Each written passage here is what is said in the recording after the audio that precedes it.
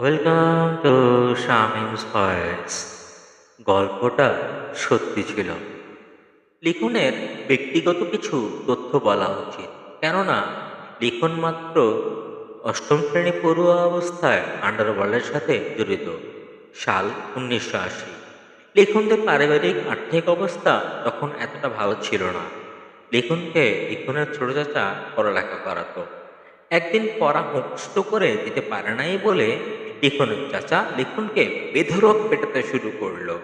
লিখন এক পর্যায়ে সহ্য করতে না পেরে অতিষ্ঠ হয়ে রান্নাঘরে দৌড়ে গেল।